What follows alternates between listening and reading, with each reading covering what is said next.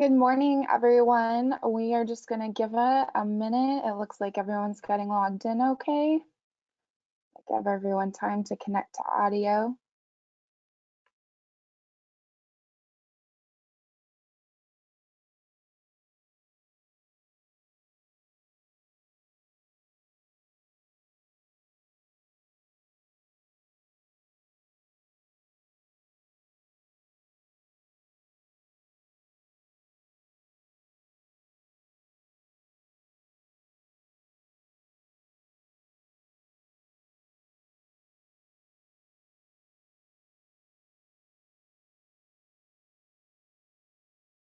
All right, well, it looks like the majority of everyone has joined us.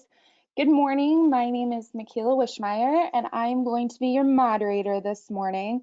It's a pleasure to have you participating today on the webinar for real estate redevelopment and reuse. And before I turn it over to Prosperity Indiana's Executive Director, I do have a few housekeeping items. So please be aware that all audio is muted, and if you would like to ask a question, you can do it through a couple of ways. You are able to use the raise your hand icon on your screen, and we will unmute your line. You may ask your question or questions.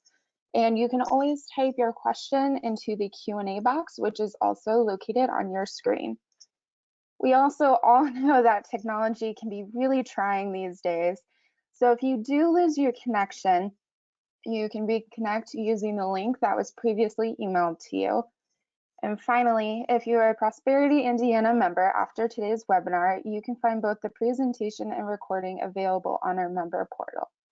And now, I wish to turn it over to Jessica Love, Prosperity Indiana's Executive Director, for some opening remarks. Jessica? Thank you, Michaela, and good morning, everyone. Thank you for joining us today. Today's webinar topic on real estate redevelopment and reuse explores a significant means of community revitalization that creates real impact in reversing the challenges that abandonment of difficult to develop properties can otherwise cause. And so I'm thankful for the highly experienced presenters that joined us this morning to highlight successful development deals, as well as the importance of doing this work the right way. And sponsoring today's event is Fifth Third Bank, a supporter of our 2020 training series and our COVID-19 Resources Hub through our Strengthening Our Communities grant. Thank you to Fifth Third for supporting our work, including those elements of our work that explore the technical details of community development initiatives like we'll discuss today. We have had some of those technical difficulties that Michaela spoke of, and so I do not believe that we'll have Jacob Brown from Fifth Third speaking, but we thank you, Jacob, for the work that Fifth Third has done and the ways that you have supported our work. And Michaela, back to you. Thank you so much, Jessica, and thank you again to Fifth Third. We couldn't do these webinars without wonderful sponsors like them. So for more than 30 years, Prosperity Indiana has mobilized hundreds of members and thousands of people to create economic opportunities and improve social conditions, particularly for those who have most been disadvantaged. Since our founding in 1986, we are proud of our remarkable track record of accomplishments, of which Hoosiers are the fortunate beneficiaries. We have built capacity of organizations and technical knowledge for neighbors and practitioners to improve their lives and their communities, connected peers and neighbors to learn and innovate together. We've educated policymakers and advocated for the difficult work of community economic development and funded the work of community improvement. We are a statewide intermediary organization with a local focus, and Prosperity Indiana's member organizations strengthen communities and improve lives in rural, suburban, and urban areas in all of our 92 counties. Members provide housing opportunity, they meet basic needs, and connect Hoosiers to jobs. They create vital places, and they do all of this and so much more. Our members represent human services, the arts, legal aid, congregations, workforce development, real estate, health services, financial institutions, philanthropy, all levels of government, community action, community housing development organizations, community development corporations, and local economic development. We impact communities by promoting comprehensive community development efforts across the state, which includes social determinants of health and encouraging inclusive growth. We impact individuals by fostering innovation and financial capability and asset building strategies and increasing opportunities to access resources. And organizations by improving member capacity to impact communities and individuals and track the progress of their efforts.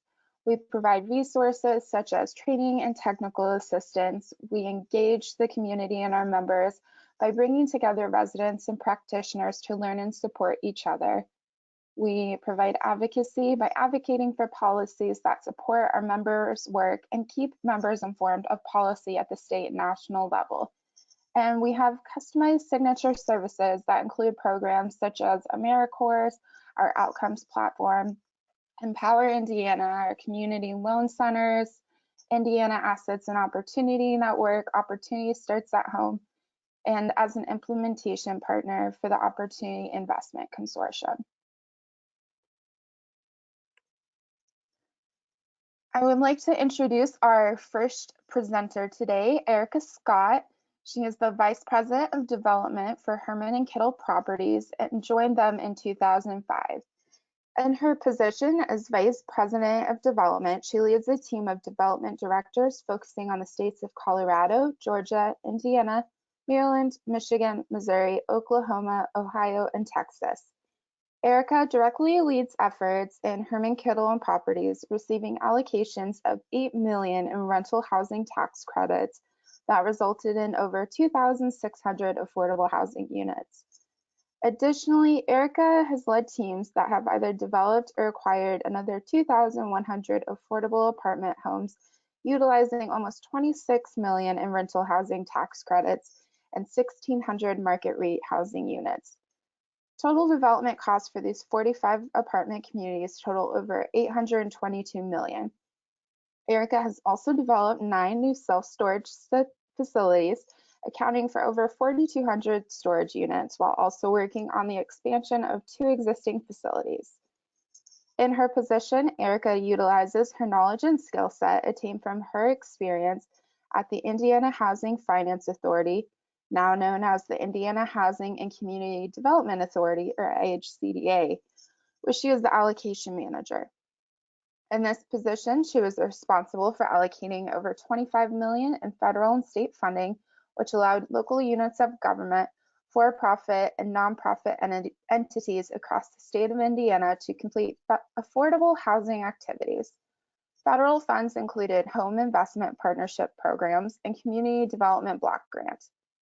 Erica earned her bachelor's degree in public affairs from Indiana University School of Public and Environmental Affairs, followed by Butler University, where she earned her master's of business administration. Erica, I'm going to hand it over to you. Thanks, Michaela, for that wonderful introduction. I really appreciate that.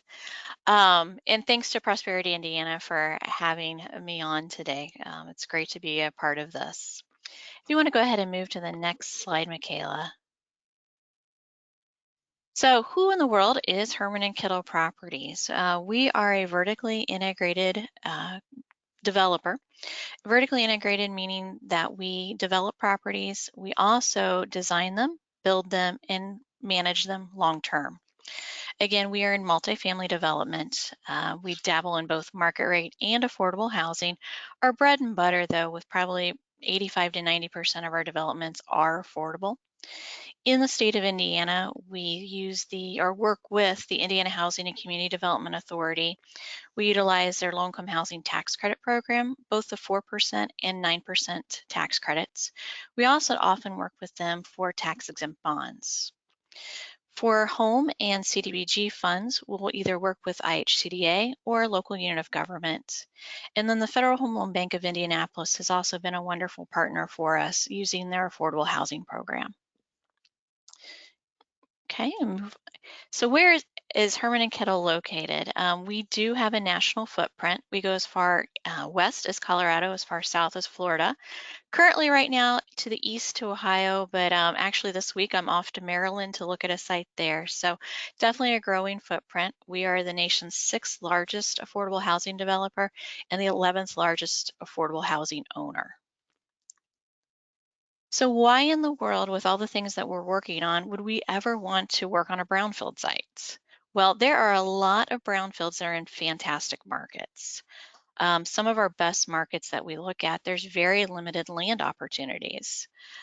Those areas also have populations that are stable or growing, employment that's following the same suit. There are often very high occupancy in existing multifamily developments, and there's strong rents with very few concessions. Additionally, financial incentives will also drive us to locations, assuming that the market's there. So moving on to the next slide, we'll talk a little bit about those different financial incentives. So we often look for or have the ability to partner with local units of government for different types of incentives. Those might be tax abatements, pilots, which are payments in lieu of taxes.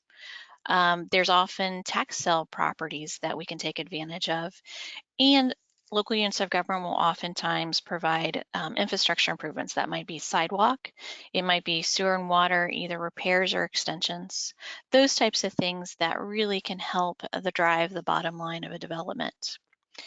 We often partner with regional planning commissions. These groups often have EPA brownfields grants that can be utilized on deals that we're looking at.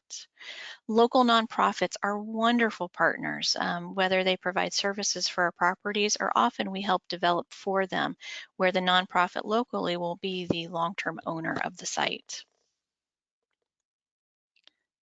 So today I plan on going through with you some case studies, some developments that HKP has done in the past probably 7 to 8 years. There's a common theme with all of these though, which Kyle's going to go through in a much more detail at the end. But as we worked on all of these developments, and these are all located in the state of Indiana, one of the things that we tried to accomplish was to get a comfort letter to make sure that we had all of our liability issues covered for these developments. That requires some fantastic partnerships. That's looking for and finding the right environmental consultants, architects, working with those local units of government. So I just want to make sure that I get across that'll be a common theme as I go through each of these. But we'll hit on today a market rate development that's in Indianapolis, and then 3 affordable deals that are across the state. We'll go to the next slide. We'll hit on View. View is a market rate development in downtown Indianapolis. For those familiar with Indianapolis, it's very near the Fletcher Place and Fountain Square communities. It is 242 units of studio 1 and 2 bedroom units, and total development cost was about $37 million for this development. The rendering there shows what it looks like, or what we had envisioned it looking like prior to construction, and I'm very happy that it did turn out looking a lot like this. So we'll move on to the next slide. So when I first came across this development, it was just vacant ground. And that's kind of a developer's dream. Vacant ground that's got utilities, it's wonderful. Until I started doing some homework. And you'll see in this aerial, you'll see the concrete, those are actually building foundations that are left. Those were structures that were part of a paint and varnish factory. And again, very close to downtown Indianapolis. You can see from the photograph at the bottom how the property got its name. The view of downtown is absolutely beautiful. So we'll move on to the next slide and I'll talk a little bit more about some of the things that we found with property. Oh, first real quick though, just for those that are curious as to where this is located, downtown Indianapolis, you can see the arrow there on the right-hand side of your screen. The bottom left-hand corner, you'll see Lucas Oil, and then kind of upper center is Bankers Life Fieldhouse, and to the left of that is Monument Circle. We'll go on to the next slide. So, as I was alluding to, the property had been a former paint and varnish factory. There was a high VOC content in the soils. What we found out in doing our due diligence is that the owner that we were purchasing the property from had cleaned up the property to a commercial state, but not a residential state. There was actually a deed restriction that did not allow for any type of residential housing to be placed on the property. So obviously, big red flag for developer as I'm reading this deed restriction, like, oh my goodness, what in the world are we going to do to be able to move forward to put multifamily on this site? And again, it goes back to working with some fantastic partners. We had a great environmental consultant, City of Indianapolis, Indiana Brownfields, Indiana Department of Environmental Management, and particularly an architect with this development. And I'll show you in a few minutes what I mean by that. So we'll move on to the next slide. So because of the way we had to design and build this property, site work took over 9 months of just kind of prepping it and working through the issues. For our site work, we were very fortunate to receive a City of Indianapolis Brownfields revolving loan fund for that type of work. And as a benefit to the city, the vacant parcels were only paying around $20,000 in taxes. We have a much more significant tax bill that's going to the city once construction was complete. So we'll move on to the next photo or next slide that's got some photographs. So to work through the deed restriction that was on the property, we were not going to be allowed to have residential units touch the ground in this development. So what we did is we built a Podium Foundation, and that served two purposes. One, not only to get the residential units so that they're elevated above the soils, but it also provided a parking structure that we very much needed for the development. And this is kind of the evolution of the Podium's construction as it was taking place at the property. So we'll move on to the next slide. And this is what it is shows as finished. So we were very fortunate. Again, it took a long time to work through all of the issues just getting to the point of construction. It was probably a good 18 months working with all of our partners, getting a design that was going to work and meet all the requirements to alleviate at least that portion of the deed restriction. And then, of course, construction, because of the additional site work nuances, it took about 3 years to get to completion, but we're very proud of the completed product. And again, the views are just amazing, as you can see from the bottom right-hand picture. So we'll move on to Ashford Park. Ashford Park is a development in Columbus, Indiana, 209 units comprised of 1, 2, and 3 bedroom units. It is unique in that it is affordable and market rate housing combined. So 60% of the units are for those at or below 60% of area median income, while 40% of the units are market rate. We finance this transaction with 4% tax credits and tax-exempt bond financing. And the next slide. Okay, we can move on to the next slide. Maybe. There we go. So Ashford Park was developed on a former industrial site. It was known locally as the Golden Casting Foundry. In this picture to the right shows what the foundry looked like in its heyday. Not a pretty development whatsoever. Different ownership entities started demolishing structures on the site starting in around 2005, and the last building was finally torn down in 2015. Once we were able to I guess we had the site under contract and we started doing our homework, we found that there were still underground storage tanks at the property, chlorinated solvents in the groundwater, and there was also contaminated soils. So I'll show you a little bit about what that looked like and talk a little bit about the City of Columbus's involvement. The City of Columbus does a fantastic job of helping to market infill sites, and through my relationship with the City of Columbus is really how I came to find out about this property. The city was also instrumental in providing a 10-year tax abatement. They also supported our 4% application to IHCDA for the tax credits, and they were the issuer of $20 million in bonds. Again, other key partners were environmental consultants, Indiana Brownfields, and IDEM. This property ended up costing about $28 million to develop. So again, the mysteries underground. When we were able to start due diligence on the site, we found that there had been some monitoring wells already placed. So our environmental consultants were able to do some great homework very quickly on the property to help us identify what we were going to be able to, or what we needed to do to make construction a reality. As we started construction, of course, we found, I'm not going to say mistakes, but maybe some goodies that previous folks had left in the ground for us. Many of the buildings that had been demolished were really left in the ground for us. So we had a lot of site work to do to prepare this to go vertical. In the bottom right-hand picture, you'll see a vapor barrier. This was required to go underneath our foundation because of the contaminants in the soils. So we'll move on to the next slide. And this is Ashford Park once completed. A little bit of during construction photos and then our completed photos as well. So next up, we'll talk about, I believe we're moving on to Hartford City. Yes, the Villages at Van Cleve in Hartford City, Indiana. This is a 46-unit, 1 and 2 bedroom development. It's affordable housing for seniors. This site is unique in that it is an adaptive reuse of a former hospital, and it is located right smack dab in the middle of a residential neighborhood. There's all kinds of single-family homes all around the property. We'll move on to the next slide.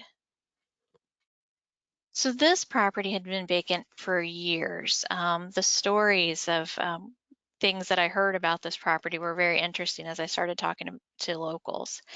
When we toured the property, we found that there was standing water. There's about 3 feet of water in the basement of the property, mold in that standing water, mold growing up almost all over the drywall. There was lead, there was asbestos, and underground storage tanks. So just a hotbed for different environmental issues. So we'll move to the next slide. So, and this is a photograph of some of the things that we encountered. So obviously there had been a lot of folks, vandalism in the building and destruction, which didn't help things. But then just from a leaking roof, different sewer backup issues, there was just water everywhere and mold everywhere. There were also, of course, underground storage tanks, as you can see in the photographs. We'll move on to the next slide. So who did we work with on this one? The Local Regional Planning Commission, which is ECI, they had a EPA Brownfields grant, and so they were able to do both phase 1 and phase 2 environmental studies for the property. The City of Hartford City was instrumental in providing not only a tax abatement, but also, tax abatement, but also they were willing to rezone the property. This property had also been in a tax foreclosure, so worked with the Blackford County Commissioners to get that out of the foreclosure process. And then the Blackford Development Corporation is the owner of this particular site. $5.7 million was the total development cost, and that is comprised of tax credit equity of around $4.3 million. And then from IHCDA, we also received a Home Investment Partnerships Program loan and a Development Fund loan. Federal Home Loan Bank also participated in the development in the amount of $500,000.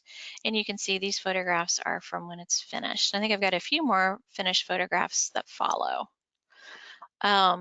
Again, this was a strain on local resources. I had many times people come up to me when we were visiting the property asking about, what's going on with the property, asking me about the graffiti inside.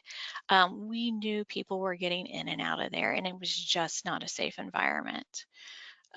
Again, tax implications, because this was in for tax sale. This county and the city had not been receiving any type of taxes on this. While we did receive a tax abatement, still over 10 years, the city and county are going to receive $107,000 in taxes. And then after the tax abatement burns off, about $18,000 annual will be paid in taxes. This is a really neat property in that we added solar panels to the rooftop, and you can see that in the center of this photograph. And it's also LEED Silver certified. And the next photograph shows some completed photos. Next on the list, we will move over to the western part of the state to Clinton, Indiana. 60-unit development called Meadow Park Apartments, 1, 2, 3, and 4 bedroom apartments for families. These are all affordable. This is unique in that we took 2 separate sites, one on each side of the city, and combine those into one development. So we split the units out between these two. The northern site has 46 units, and then the southern site has 14 units in an adaptive reuse structure. And I'll show you what some of those photographs look like. So one site is a former industrial site that we actually scraped. It had a lot of contaminants in the soils that we had to be aware of. The second site was a garment factory in its heyday, and these are the photographs of that. There was a lot of mold in the building. There was also a gentleman who had owned it who was a hoarder and just filled this building up with crap. That's the only word for it. Just from floor to ceiling, just filled to the brim. Lots of vermin in the structure. One of the most interesting things, though, as we were clearing out the property, we actually found a barrel of cyanide in the basement. And when you come across a barrel of cyanide, the EPA gladly comes immediately to help you dispose of that. So very interesting there. So moving on to the next slide. Again, it's all about the partnerships. West Central Indiana Regional Planning Commission had a EPA Brownfields grant that we were able to utilize for phase 1 and phase 2 studies. City of Clinton rezoned the properties. The Vermilion County Commissioners assisted through the tax sale process. And then a local nonprofit, Little Italy Festival Town, is the owner of the property. So this was a total development cost of $8.1 million, 6.8 of that from tax credit equity. We also had homes and home and development fund on the development, and also a conventional loan of $400,000. These photographs are the clubhouse and the units that we built on the site that we demolished. And then the next set of photographs we'll move to on the slide will be of the factory building that was an adaptive reuse. So I'm going to switch slides. So this is the old factory building that was full of waste at one point and now has 14 units in it. Again, both of these properties were strained on city resources, lots of police runs. We were able to make a pretty dramatic impact on what the county and city were taking in taxes. And both properties are LEED certified, and the garment factory building here that's shown actually also has solar panels on its roof.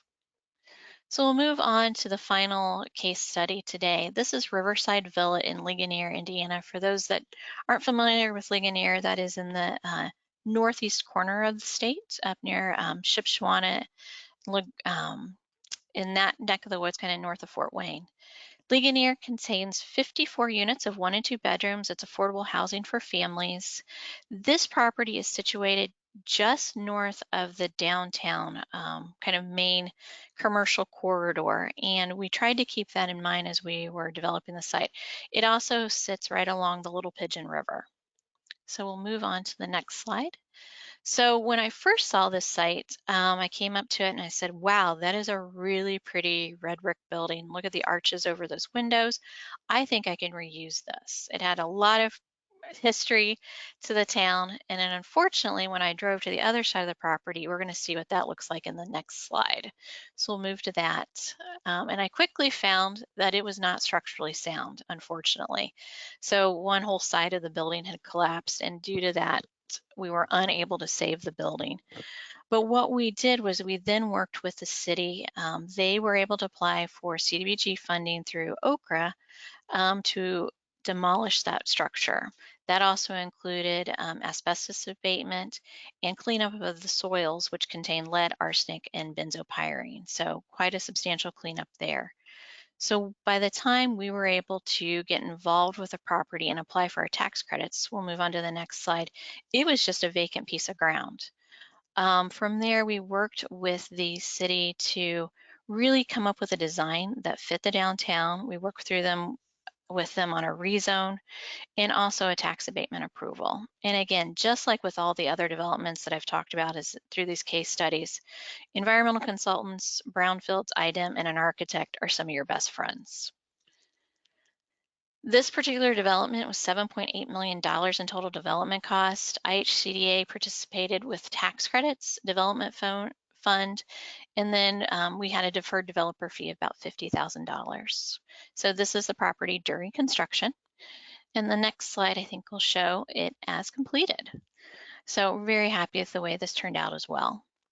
So I think our next slide. So a few concluding thoughts. It's not easy to redevelop a brownfield. They take time, but it's certainly not impossible. And with the right team members, you can make it happen. Do your homework up front and know and understand what you're dealing with. The due diligence takes longer on these deals, and that's okay. It's better to work through all of it so that you don't have the cost overruns later on. It's a team effort. Finding a good environmental consultant, one that has relationships with IDEM and Indiana brownfields. Also contractors with experience in how to work with brownfields issues and those compliance requirements. That goes to also getting quotes for work early and often. That's that relationship with the contractors, making sure that you're aware that what this is going to cost so that you can get your performance numbers correct. And then finally, comfort letters are absolutely critical. You and your financing partners will want those protections that these provide. Most lenders that we work with require these, so it's just something that you know you've got to work through the process. And it can be time consuming, but we have a wonderful state agency to work with through this process. So those are the highlights for today. Thank you for letting me share some of our case studies from Herman and Kittle. I will now turn it over to Kyle to talk a little bit more about comfort letters and the importance of those. Thank you all. And before we let Kyle get started, I'd like to give a proper introduction. So Kyle Hendricks is the redevelopment coordinator for the Indiana Brownfields program. In this capacity, he provides technical support to projects prior to entering the program, technical outreach to key stakeholders, and he manages brownfield projects from entry through completion of the site redevelopment process, while ensuring protection of human health and the environment in compliance with state and federal environmental laws. Kyle has over 20 years of brownfield redevelopment experience in the public and private sectors. He has served on boards and committees for several community organizations, including the King Park Area Development Corporation and the Local Initiative Support Corporation, Indianapolis. All right, Kyle, take it away. Thanks, Michaela. Erica, thanks for that you've given me some points to kind of pull out. So I appreciate that. But you know, you almost have enough experience with brownfields to have a science degree. So I may be calling you for advice at some point in time. So anyway, welcome everybody. Good morning. My name is Kyle Hendricks. I am the redevelopment coordinator for the Indiana Brownfields program. I'm going to be talking today about comfort letters and probably giving you a lot of information that may make your eyes kind of spin, but I would just say this is just provided to kind of help you, if you have a project, know who to contact and then kind of to give you kind of what expectations should be when you apply, and then also to maybe give you some helpful pointers about making your application process run a little smoother. Next slide, please. So who are we? We're the Indiana Brownfields program is housed and managed by the Indiana Finance Authority under their Environmental Programs Division. It was back in 2005 that IDEM and then Indiana Development Finance Authority decided that it would be best to have the financial arm, which was under the old IDFA, and the technical part, IDEM, under one management umbrella. We work in partnership with the US EPA. We get involved with, we write letters of support for grants, and then we also manage any kind of remediation grants would be managed under us in partnership with the EPA. And then we get most of our funding from state appropriations and some federal. Yes. So what we do, the important thing to remember about the Indiana Brownfields program is that we are a voluntary program. We are not a regulatory. We do not do any enforcement. So just keep that in mind when you talk to us. We don't charge any fees for our services. People have asked if they could so they could get a speedier review of their application, but we just have decided that it's tax dollars are plenty enough for us to be able to do our job. We only work with non-responsible parties. So if an entity was ever responsible for any kind of contamination on a property, or were a part of it, or had a relationship with that, they wouldn't be eligible to have a comfort letter. We don't. If that were the case, then we would try to work with the entity to get them in a program to where they could manage their contamination and get it to closure. And even though you may not be eligible, an entity may not be eligible for a comfort letter, it doesn't mean necessarily that we can't work with that project or that entity. If they didn't cause the contamination or contribute to it or make it worse, we, in several situations, we've been able to work with those entities to find another avenue to get their project done. Most of our projects involve property transfers, so I'll be spending a lot of time talking about that. We do get involved with the financing side of things when lenders may want their own comfort letter, and I'll go into details about that as well. So there it says, we use existing laws and regulations and our policies. We base everything on enforcement discretion. So if there's not a policy or a rule or a law, then we are not likely to be able to help a project. That happens very infrequently. We have assistance with financial, legal, technical, and then we also do a lot of outreach efforts. And then again, we coordinate with other IDEM programs such as the voluntary, such as the VRP and state cleanup. I'll just bring to point now that when Erica was talking about the view, that was we worked in partnership with the voluntary remediation program at IDEM to ensure that that all the protections were there for the safe use of the site for residential purposes, but also to let the responsible parties keep their covenant not to sue from the VRP. Next slide, please. So comfort letters, they are, again, no cost. You will see other programs around the country that have a cost associated with issuing any kind of letter or any kind of documentation. We do not. Again, we don't work with a responsible party. So comfort letters. So again, we have to have some kind of there has to be an applicable exemption to liability, and it has to be found in either state law or IDEM policy. And just to reiterate, this is not a legal release of liability. It just points to where a defense or a policy or a rule might give such liability relief.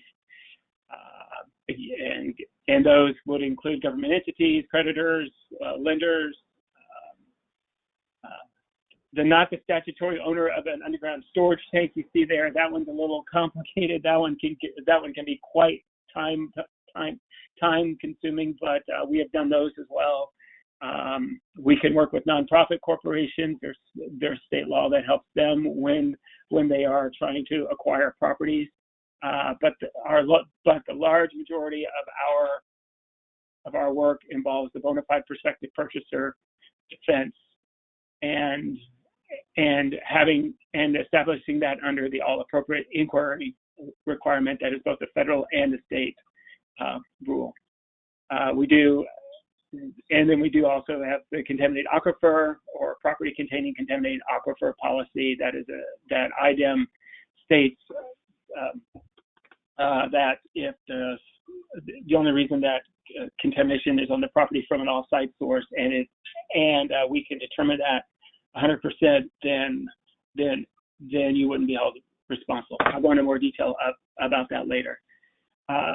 Next slide, please. So the bona fide prospective purchaser defense, or you will hear it called multiple times the BFPP. So all appropriate inquiry it's an EPA. The federal government in 2001 passed the law that established what all appropriate inquiry is. It is a set of standards that you must meet in order to kind of walk into one of these property transactions with your eyes wide open. The EPA came out with, then the ASTM came out with the phase 1 standard, and EPA and IDEM have both declared that if you complete phase 1 ASTM to the standard, that you will have met all appropriate inquiry requirements. Also, something else to keep in mind, that this law was designed to be self-implementing. So, I mean, if you decide you don't want a comfort letter, you could do it on your own. However, the other side, there are two sides to the all appropriate inquiry, and to keep your BFPP. One is you do your due diligence, which is your phase 1, but then the second part of that is that you have to do reasonable steps and due care provisions, which essentially means that just because you identify the contamination doesn't mean you're done. You have to also mitigate those. You have to mitigate those risks associated with that. The comfort letters go into great detail about how a BFPP can do that. So that's where a lot of the value of our letters come in. We can issue these after purchase as long as you've done your due diligence and you haven't taken any actions that would exacerbate the contamination. We do these more frequently now, just because I think there are a lot of projects that the speed of closing is, we just can't meet the deadlines for it. That doesn't mean that you can't submit the phase 1 to us and that we can ensure that it meets the standard so that we can help out through that. We certainly have done that on multiple cases as well. So phase 1's identify recognized environmental conditions, or historic recognized environmental conditions, or controlled recognized environmental conditions, which are situations that that may or may not pose a exposure risk to the contamination. If the phase 1 doesn't find any of those, then the site wouldn't qualify for a comfort letter, but we would issue a comment letter that the entity did indeed try to establish itself as a bona fide prospective purchaser. However, there's not really, the contaminant levels are either non-detect, or they are at levels that are below the IDEM cleanup standards, which is, I think, which has been very helpful as well. Again, the due care and the reasonable steps I went through. Again, you can't just identify the risk. You have to identify the risk and then mitigate any exposures related to those. And we'll get into a little bit more of that later on. Phase 2 investigation. When you do a phase 1, you should, we highly, recommend that you do a phase 2 to look at those conditions and try and identify what, if any, exposure risk exists, because without that data, without that information, we're not going to be able to give you our opinion on what due care and reasonable steps are. So we have issued letters where phase 2 hasn't happened, and usually that's in situations where the current owner will not give access to do a phase 2, but they still need the comfort letter prior to closing.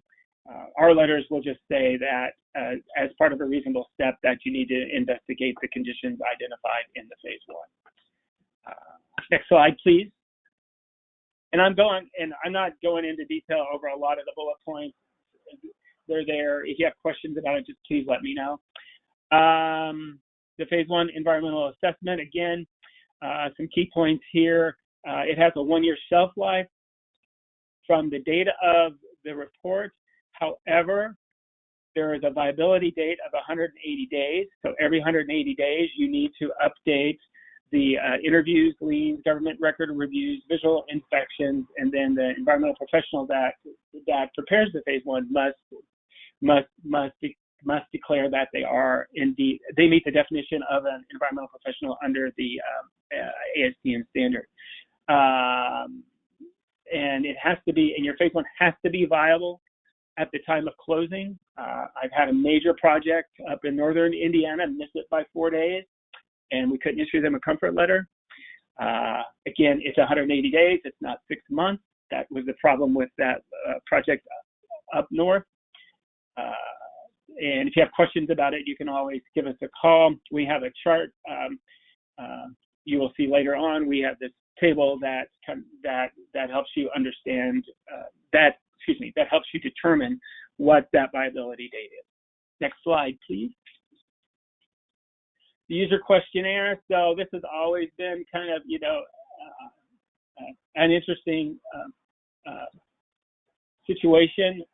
A lot of times we just had a site that where the current owner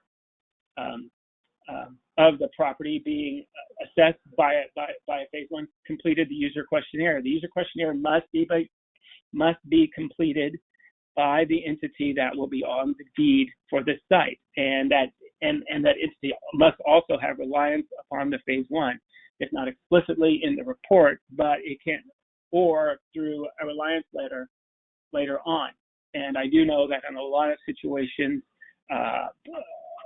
LLCs are created at the, within the last, like a week or so before closing, just prior to closing, and that name may be different than what the name on the phase one is. You could get a reliance letter from the consultant to rely on that phase one and complete a user questionnaire. Recent case law has proven that it's necessary to have this done as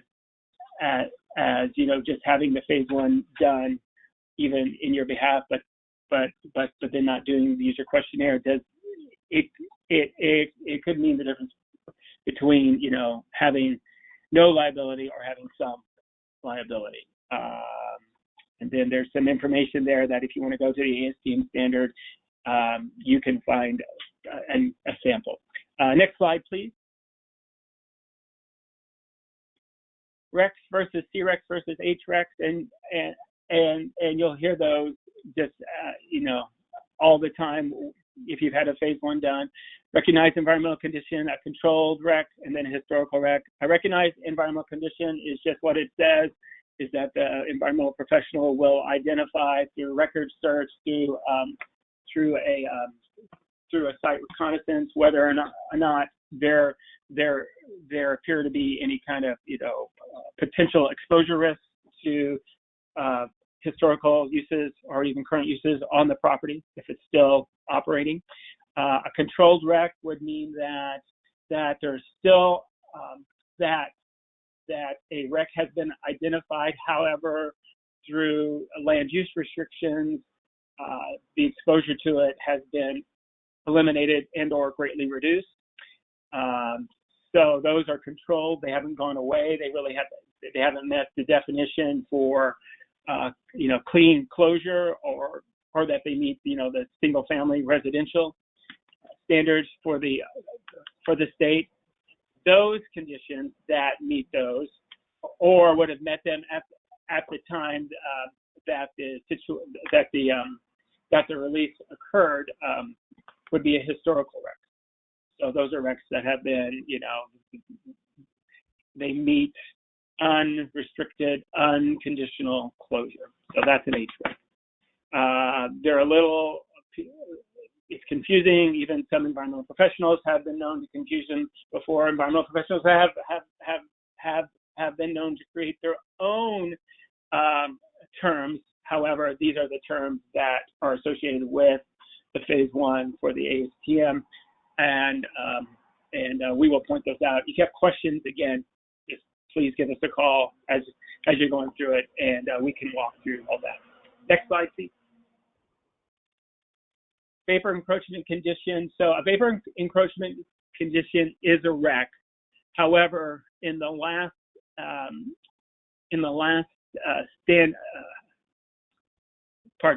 me take a half step back.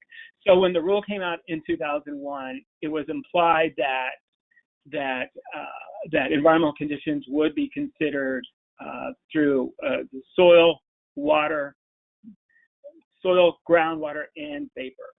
However, it wasn't explicit, so they came out and they updated the rule, and they explicitly call out vapor.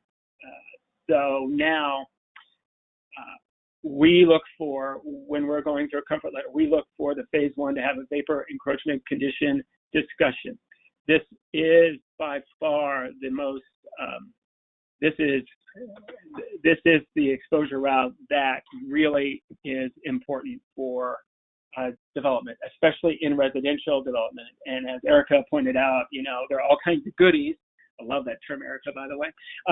There are all kinds of goodies out there that you may not know about. In Erica's group, Erica mentioned, you know, the chlorinated volatile organic compounds called VOCs or chlorinated. They tend to off-gas from the groundwater and from the saturated soil, and the gas tends to collect in the buildings. So you need to assess whether there's a vapor encroachment condition, and if it's there, then you need to investigate whether or not the exposure pathway is complete. Again, I will just reiterate this, that if we don't see this in the phase 1, you're not likely to get a comfort letter. So again, if you have questions about that prior to closing and phase 1, please just give me a call. Next slide, please. So the phase 2 environmental site assessment, that is, again, that's when you actually go in and you take borings and you assess the RECs, HRECs, you assess RECs and the vapor encroachment conditions. It's pretty straightforward.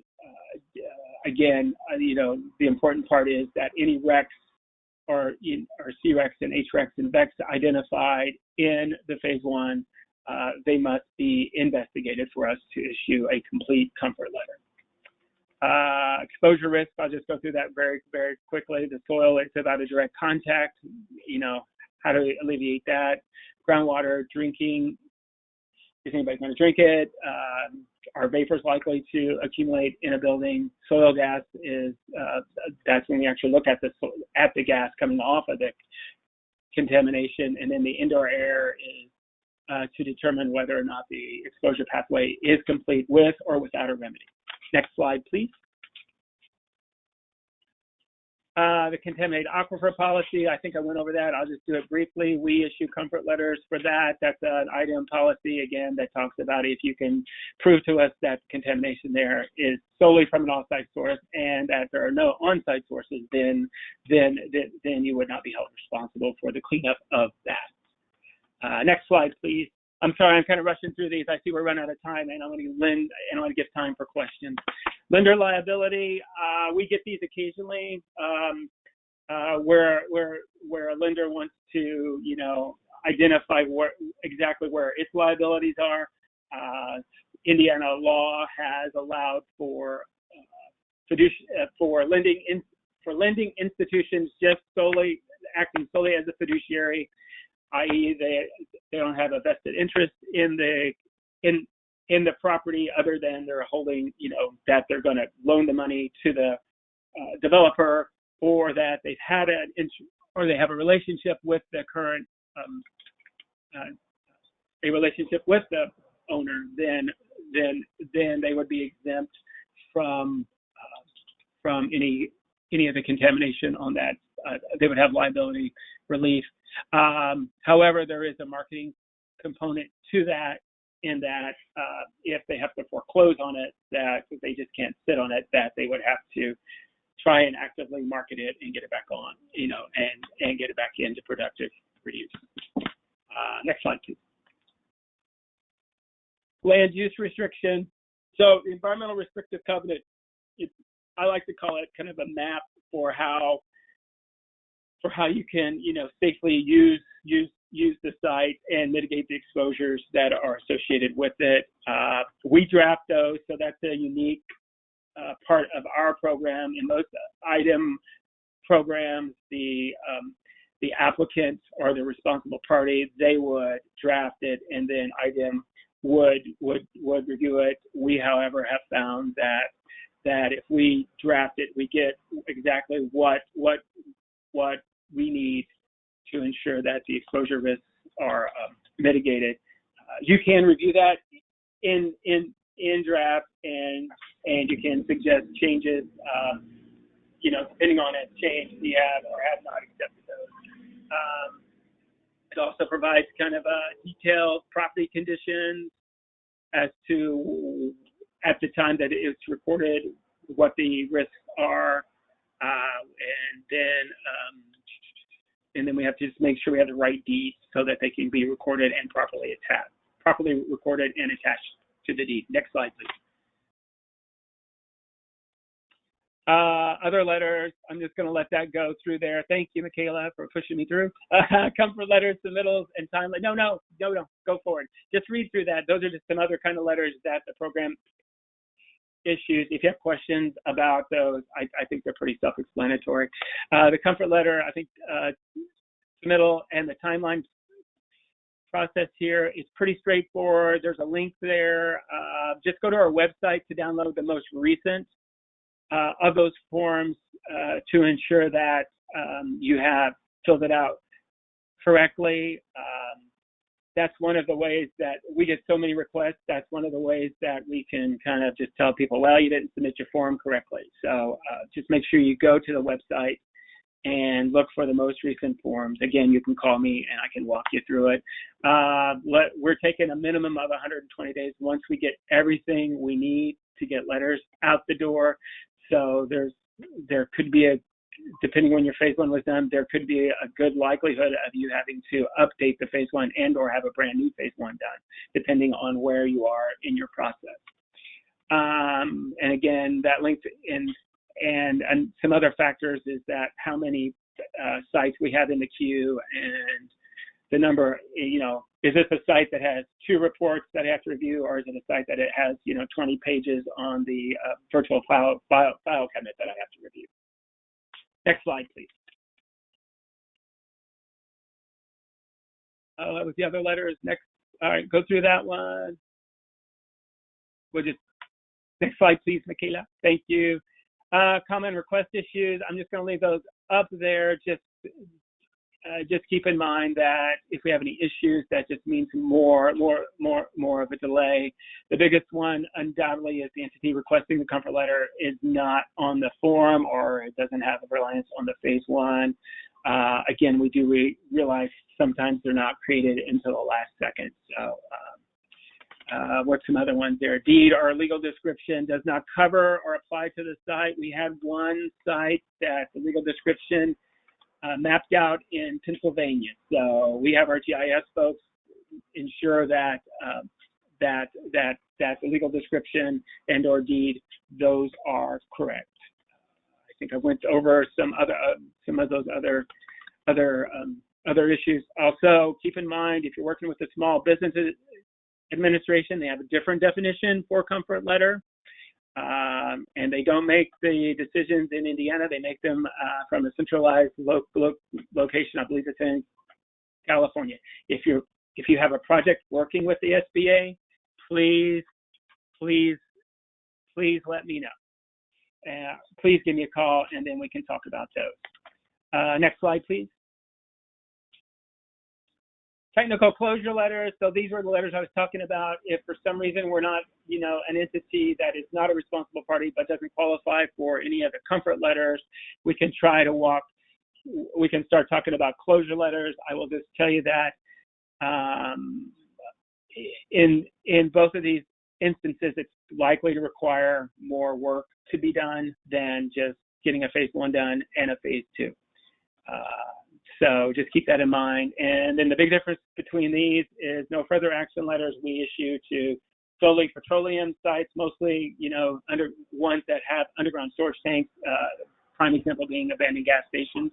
And then the site status letter would be for other non-UST sites. But again, we're going to want to know what the whole site looks like and not just what certain portions of it. So we want to make sure that we address all the conditions. Next slide, please. Technical comment letters. So again, I think I mentioned this earlier. Comment letters, like for if for some reason there aren't any recs associated with the site and you've applied for a BFPP comfort letter, we can issue those. If for some reason when you're trying to get closure and we don't have enough information, we can issue these letters to give you an idea of what it would take to get to closure. Next slide, please.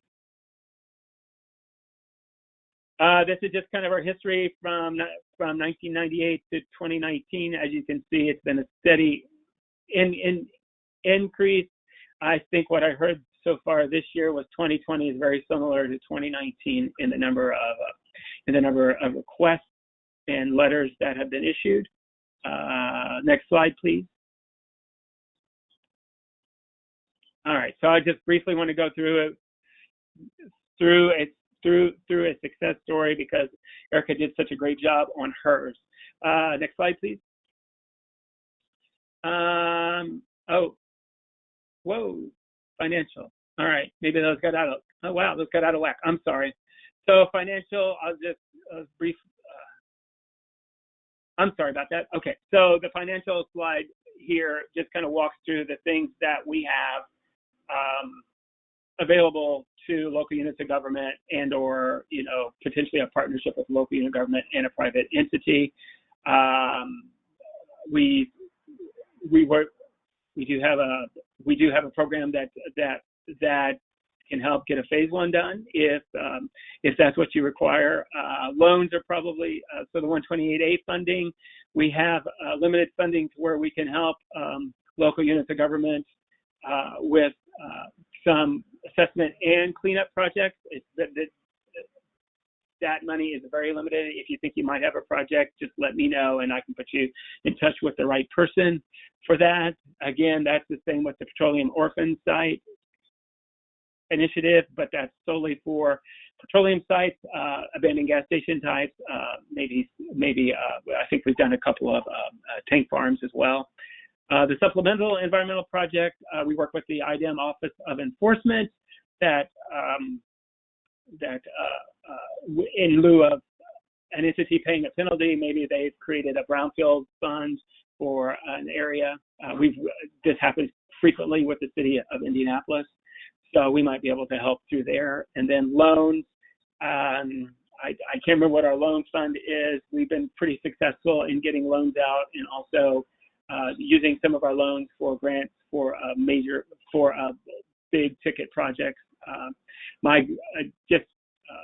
For the loans, just give me a call and I can set up a meeting or a contact with the right folks and we can discuss that.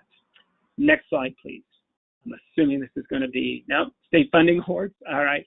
So up through fiscal year 2019, we've issued almost $56 million in state funds out for projects. So that's just a snapshot of what we've done. So next slide, please. There's a kind of an idea of what the project mix fund is. As you can see, using not only brownfield dollars, but maybe some other IFA dollars. That would be the difference between the 70 and the 56 million.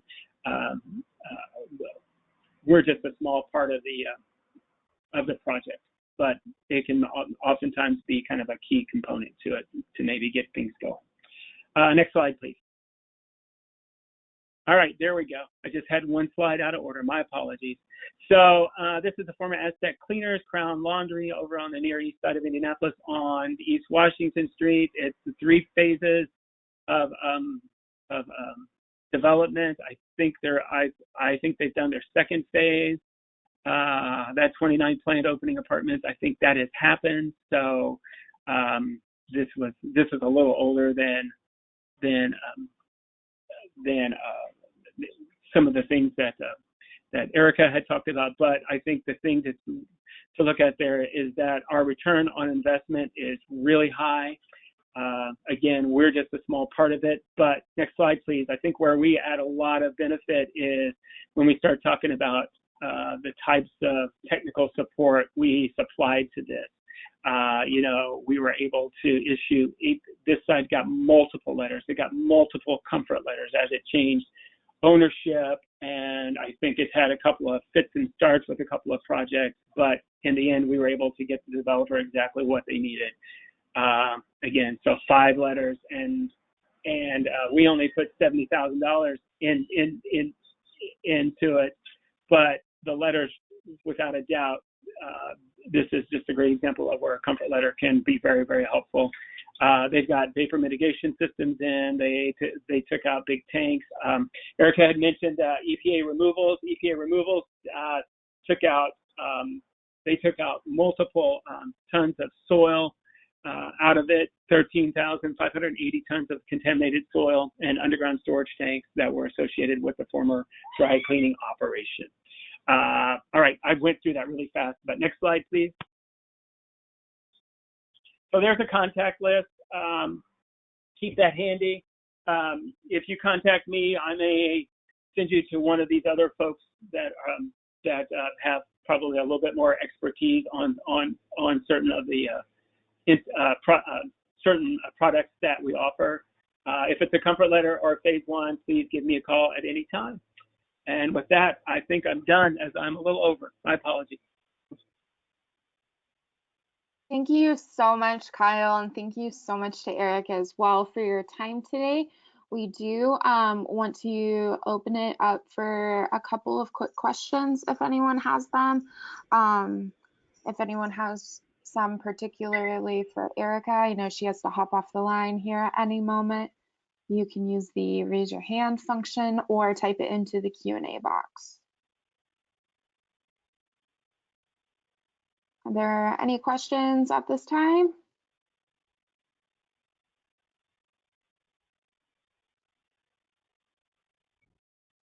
Okay.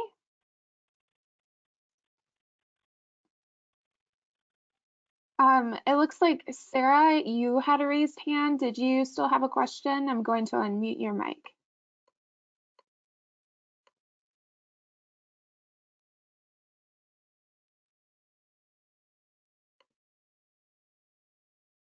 The question was, what is a comfort letter? And that was the whole second speaker. So you answered that. Okay, wonderful. All right. Well, thank you so much to both of our presenters, and thank you to all of our attendees for coming today. If you have any questions or comments for today's webinar, please feel free to email myself, Michaela, and wishmeyer@prosperityindiana.org. I'm more than happy to make sure those get to the appropriate people. Again, thank you to our presenters and to our sponsor, Fifth Third. We can't do things like this without them. And I hope you all have a wonderful day. Thank you. Thank you.